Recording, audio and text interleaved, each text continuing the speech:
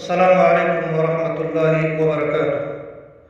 الحمد للہ رب العالمین والعاقبۃ للمتقین والصلاة والسلام علی سید الاشرف الانبیاء والمرسلین نبینا محمد وعلی آلہ وصحبہ ومن سار علی نہجہ الی یوم الدین، اما بعد فقد قال النبی صلی اللہ علیہ وسلم انما الاعمال بالنیات وإنما لكل امرئ ما نوى فمن كانت هجرته إلى الله ورسوله فهجرته إلى الله ورسوله ومن كانت هجرته لدنيا يصيبها أو امرأة ينكحها فهجرته إلى ما هاجر إليه أو كما قال عليه الصلاة والسلام۔ معزز برادران اسلام، آج انشاءاللہ المستعان ہم اس حدیث کے بارے میں گفتگو کریں گے کہ اعمال کا دار و مدار نیت پر۔ اس حدیث کے راوی امیر المؤمنین ابو حفص عمر بن الخطاب رضی اللہ تعالی عنہ ہے، اور یہ ابو حفص عمر بن الخطاب رضی اللہ تعالی عنہ رسول اللہ صلی اللہ علیہ وسلم سے اس روایت کو بیان کرنے میں اکیلا ہے، تنہا ہے۔ اس حدیث کو صحابہ میں سے صرف عمر بن الخطاب رضی اللہ عنہ ہی روایت کرتے ہیں، اور اس حدیث کو فرد مطلق نام دیا جاتا ہے کیونکہ اس کی اصل سند میں تفرد واقع ہوا ہے۔ صحابی رسول اللہ صلی اللہ علیہ وسلم سے اس روایت کو بیان کرنے میں تنہا ہے، اور یہی عمر بن خطاب رضی اللہ تعالی عنہ بیان کرتے ہیں کہ میں نے رسول اللہ صلی اللہ علیہ وسلم کو منبر پر فرماتے ہوئے سنا۔ آپ صلی اللہ علیہ وسلم نے فرمایا انما الاعمال بالنیات، کہ اعمال کا دار و مدار نیتوں پر ہے۔ وانما لکل امرئ ما نوى، اور ہر شخص کے لیے وہی ہے جس کے لیے اس نے نیت کی۔ فمن كانت هجرته الى الله ورسوله، تو جس شخص نے اللہ اور اس کے رسول کے لیے ہجرت کی، کس اعتبار سے؟ نیت کے اعتبار سے۔ فہجرته الى الله ورسوله، تو انجام کے اعتبار سے بھی اس کی ہجرت اللہ اور اس کے رسول ہی کی طرف ہے۔ ومن كانت هجرته، اور جس شخص نے ہجرت کی کس غرض سے؟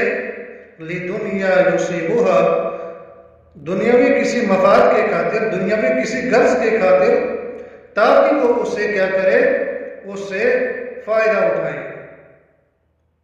او امرأۃ ینکحها، یا اس نے ہجرت فقط اس غرض سے کی کہ وہ کسی عورت سے نکاح کرے گا۔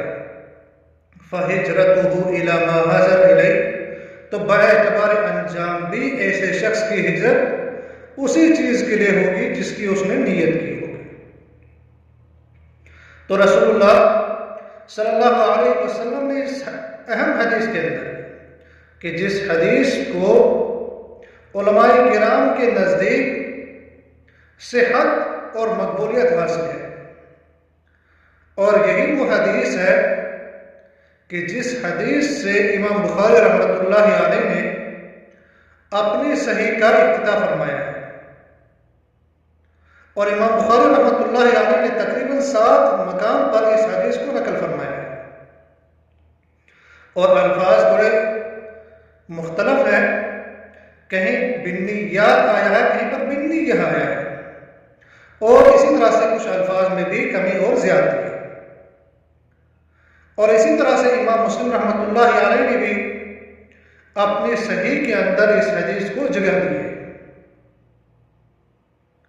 یہ وہ حدیث ہے جس کے بارے میں عبد الرحمن ابن مہدی رحمہ اللہ فرماتے ہیں کہ جو شخص کوئی کتاب تصنیف کرے تو اسے چاہے کہ اسی حدیث سے وہ اپنی کتاب کا افتتاح کرے،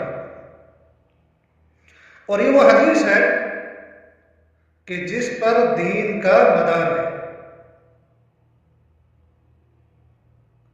اور اس حدیث کے شان ورود کے بارے میں ایک معروف قصہ بیان کیا جاتا ہے۔ وہ قصہ ایک عورت کے تعلق سے ہے کہ ایک شخص مدینہ کی ایک عورت سے نکاح کرنا چاہ رہا تھا، لیکن اس عورت نے انکار کیا شادی کرنے سے، یہاں تک کہ وہ ہجرت کرے، اور اس شخص نے پھر اس عورت سے نکاح کرنے کے گھر سے ہجرت کی۔ اسی بنا پر مہاجر ام قیس کے لقب سے معروف ہو گئے۔ حافظ ابن رجب رحمہ اللہ فرماتے ہیں کہ کسی صحیح سند سے اس کی کوئی اثر ثابت نہیں ہے، کیونکہ ہر حدیث کا کوئی پس منظر ہو یہ ضروری نہیں ہے، اور رسول اللہ صلی اللہ علیہ وسلم نے یہ حدیث اسی بابت نہیں فرمائی کہ اس کا سبب یہ شخص بنا تھا، اور اس نے فقط ایک عورت سے نکاح کی غرض سے ہجرت کی تھی، بلکہ رسول اللہ صلی اللہ علیہ وسلم نے اس حدیث کے اندر بہت سارے امور کا بیان فرمایا۔ پہلی چیز تو مطلق فرما دیا کہ اعمال کا دار و مدار نیت پر ہے، اور اعمال جو ہے یہ عمل کی جمع ہے، عمل نہیں فرمایا بلکہ فرمایا اعمال، کہ جو بھی عمل ایک انسان کرتا ہے۔ اب پہلی چیز کہ وہ عمل کس کے لیے کر رہا ہے، کیا وہ عمل اللہ تعالیٰ کے لیے کر رہا ہے یا کسی اور کے لیے اس عمل کو وہ سر انجام دے رہا ہے۔ پھر اس کے بعد دوسری چیز کہ وہ کس مقصد سے اس عمل کو سر انجام دے رہا ہے۔ تو یہ نیت کی دو قسمیں علماء کرام نے بیان فرمائی ہے۔ پہلی قسم یہ کہ ایک انسان اگر کوئی عمل سر انجام دے رہا ہے، اس عمل کو سر انجام دینے کا مقصد کیا ہے، غرض و غایت کیا ہے، کس مقصد سے وہ عمل ایک انسان سر انجام دے رہا ہے۔ اس کے بعد دوسری چیز کہ کس کے لیے یہ عمل سر انجام ایک انسان دیتا ہے، کیا یہ شخص اللہ کے لیے اس کام کو کر رہا ہے یا پھر کسی اور کے لیے یہ عمل سر انجام دیتا ہے۔ پھر اس کے بعد اللہ کے نبی صلی اللہ علیہ وسلم نے فرمایا کہ جس شخص نے اللہ اور اس کے رسول کے لیے ہجرت کی فَهِجْرَتُهُ إِلَى اللَّهِ وَرَسُولِهِ، تو ایسے شخص کی ہجرت اللہ اور اس کے رسول کے لیے ہوئی۔ اب علماء کرام نے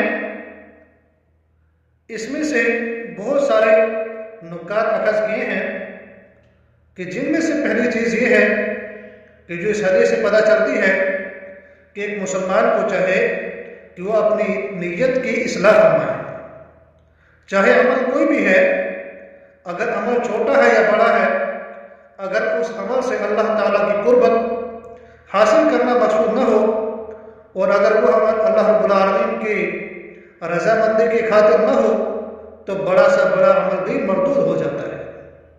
تو لہٰذا ایک انسان کو چاہے کہ جو بھی عمل وہ کرتا ہے اس میں سے صرف اور صرف مقصد اللہ تعالیٰ کی رضامندی ہو، تاکہ اس عمل کی وجہ سے اسے اللہ تعالیٰ کی رضامندی حاصل ہو، نہ کہ کسی کو دکھلاوا مطلوب ہو۔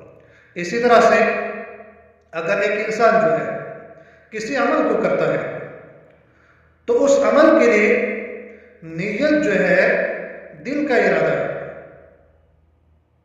النیۃ القصد، نیت کا جو معنی ہے وہ ہے ارادہ کرنا۔ اب ارادہ جو ہے ایک انسان دل سے کرتا ہے نہ کہ زبان سے۔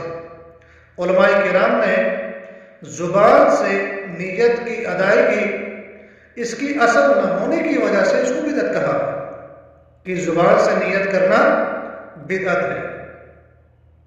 اور ہجرت جو ہے 3 قسم کی ہوتی ہے۔ پہلی ہوتی ہے جسے ہجرت مکانی کہا جاتا ہے، اور وہ یہ ہے کہ اگر کسی ملک میں اپنے دینی شعائر جو ہے آزادہ طور پر ایک انسان نہیں کر سکتا ہے۔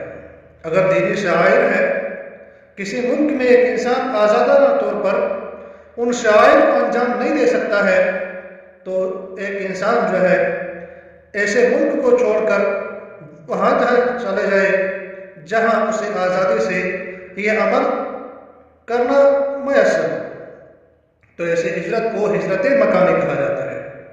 اور دوسری ہجرت، دوسری قسم کی، وہ ہے ہجرت عمل، اور وہ یہ ہے کہ بندہ اللہ تعالیٰ کی منع کردہ چیزوں سے دور رہے، ان کو چھوڑ دے، تو اسے ہجرت عمل کہا جاتا ہے۔